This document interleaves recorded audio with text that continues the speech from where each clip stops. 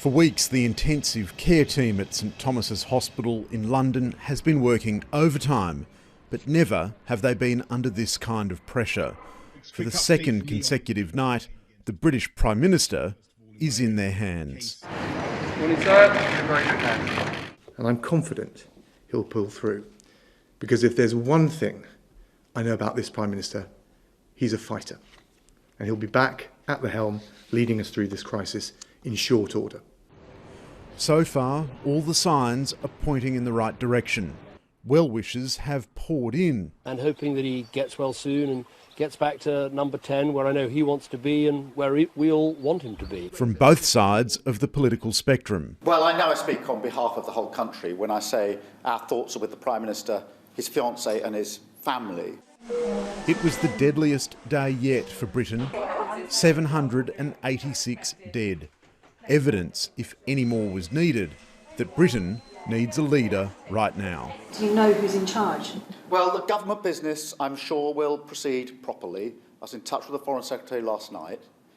We will do our bit. The deputised PM, Dominic Raab, repeatedly pressed on whether he was ready to make the big calls. So we've got collective cabinet responsibility, but the arrangements are very clear. The Prime Minister has asked for me to deputise for him in discharging the responsibilities for as long as he's unable to do that. Not all Londoners are convinced.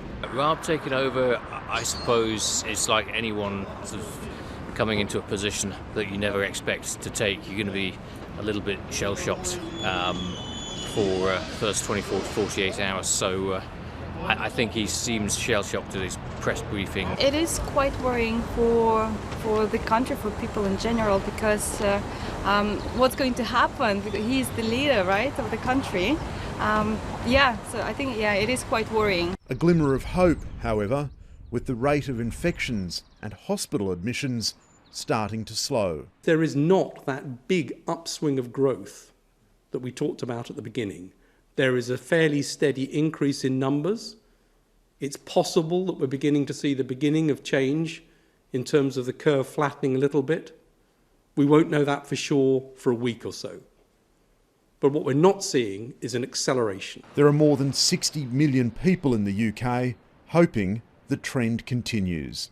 Linton Besser, ABC News, London.